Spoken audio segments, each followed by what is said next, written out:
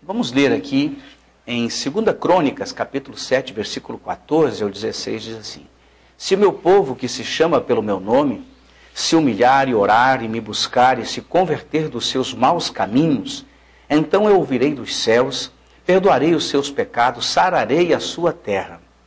Estarão abertos os meus olhos e atentos os meus ouvidos à oração que se fizer neste lugar. Porque escolhi e santifiquei esta casa, para que nela esteja o meu nome perpetuamente, nela estarão fixos os meus olhos e o meu coração todos os dias. Esse texto é um texto muito interessante, muito importante da palavra de Deus. É o momento em que Salomão está dedicando a construção do templo para o Senhor. Então esse momento é um momento em que está tudo preparado, tudo está sendo consagrado para o serviço na casa de Deus.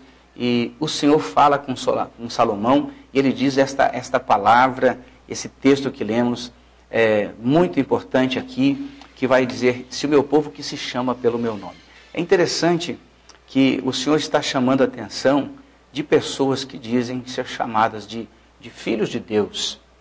O povo que se chama pelo meu nome, se humilhar e prostrado me adorar, e se arrepender, se converter dos seus maus caminhos.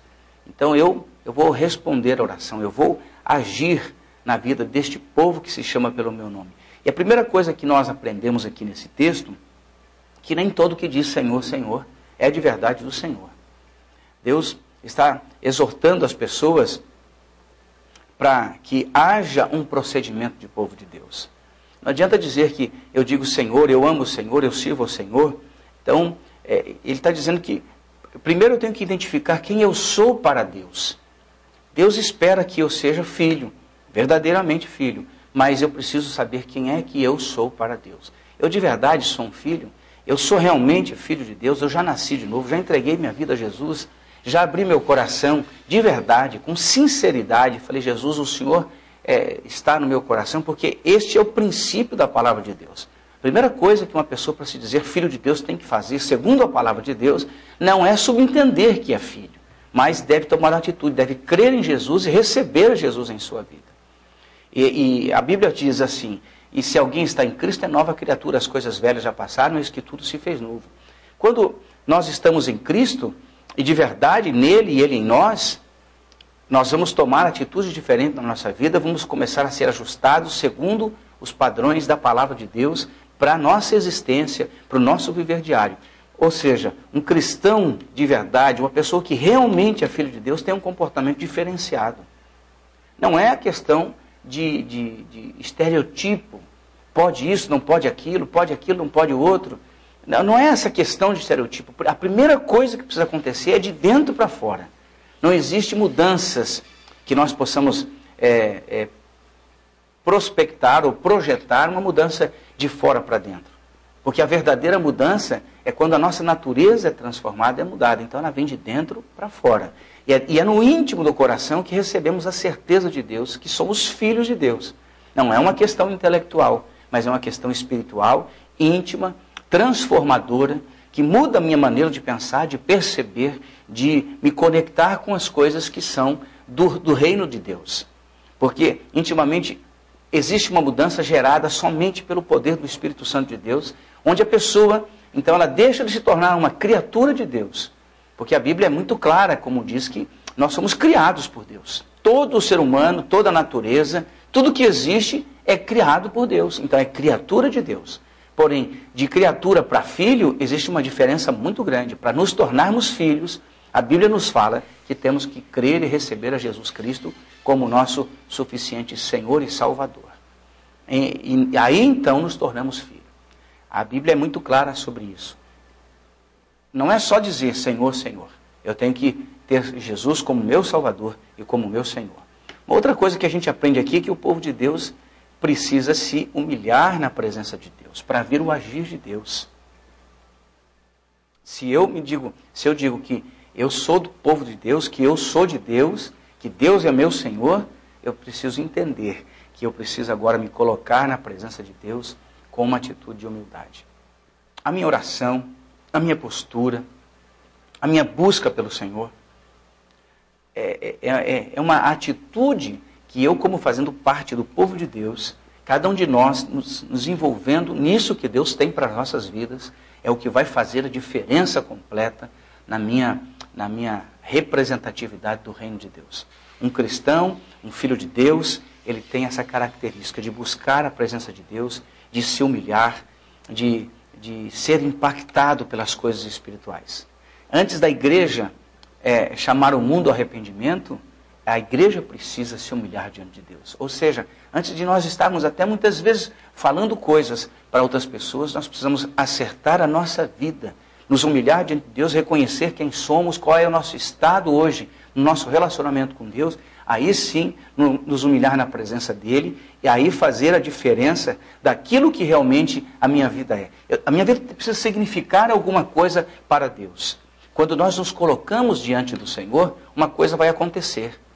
Haverá uma transformação, haverá um referencial de testemunhal, haverá uma mudança em nossas vidas. As pessoas poderão pontuar, antes fulano era assim, agora a partir deste ponto ele mudou completamente.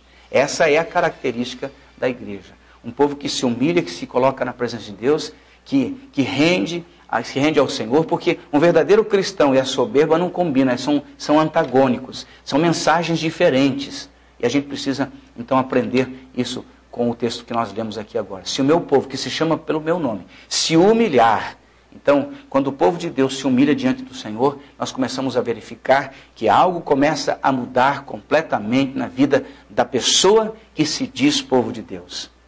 O povo de Deus precisa aprender uma outra coisa, a buscar a face do Senhor.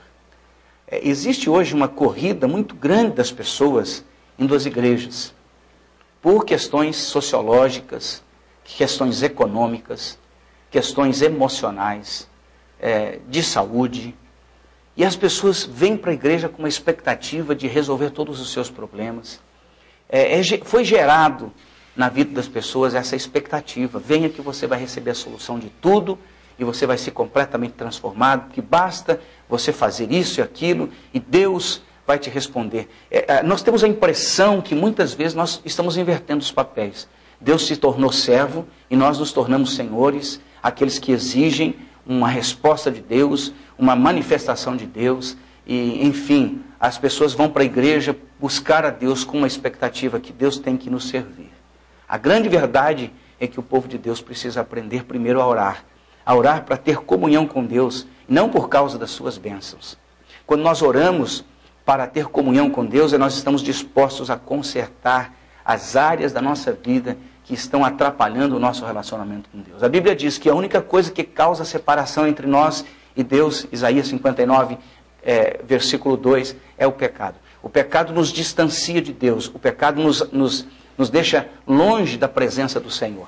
E quando nós então nos aproximamos de Deus, a primeira coisa que precisa ser restaurada é a nossa comunhão com Deus, e essa comunhão só será restaurada quando nós estivermos dispostos de verdade a nos arrepender daquilo que temos feito, mudar o nosso objetivo, a nossa vida, a nossa maneira de ser. Então buscamos a Deus, a prioridade não são as bênçãos de Deus, mas a prioridade é o Deus que derrama as bênçãos sobre a nossa vida.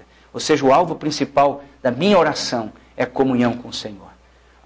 Aquele que se humilha, que busca o Senhor de todo o seu coração, essa pessoa será transformada, será mudada pelo poder de Deus, porque quando a presença de Deus começa a acontecer na minha vida, o restante começa a ter um outro sentido, um outro objetivo, um outro alvo. Nós começamos a alinhar as nossas vontades à vontade de Deus. As nossas orações se tornam orações de quebrantamento, orações de busca da presença de Deus, porque descobrimos que é muito mais importante ter comunhão com Deus do que ter bênçãos de Deus. As bênçãos, na verdade, são consequência do relacionamento com Deus. Tem muita gente equivocada e muita gente decepcionada nas igrejas, porque tem buscado somente as bênçãos de Deus. E quando Deus diz para uma bênção, não, essa bênção não é agora, espere mais um pouco, ou essa resposta você não vai ter. Você está preparado para receber um não de Deus? Algumas vezes Deus vai fazer isso comigo, com você. Vai dar alguns nãos para nós. E os nãos de Deus, nós temos que receber ele com alegria. Porque o que é mais importante não é a bênção, mas o que é mais importante é a comunhão com o Senhor. É andar na presença dele, é ter certeza de salvação. Quando os apóstolos estavam pregando, eles disseram, Senhor, os demônios são expulsos em teu nome e os enfermos são curados. E Jesus disse a eles, você tem que estar alegre porque o teu nome está escrito no livro da vida. É por isso que nós temos que nos alegrar. Eu quero orar por você nesta manhã, pedindo a Deus que o foco seja ajustado, que nós possamos estar na presença de Deus. Pai, eu oro pelo meu telespectador em nome de Jesus, que esta manhã o Senhor possa estar falando aos nossos corações, nos abençoando, transformando a nossa vida, mudando o nosso foco, que aprendamos a nos humilhar na tua presença e a buscar a tua face, e não as tuas bênçãos, mas primeiro a tua face, em nome de Jesus. Amém. Querido, que você tenha um bom dia, que esse restante de dia seja um dia abençoado, poderosamente por Deus, e que até amanhã, se Deus assim nos permitir, fique na paz, no nome de Jesus.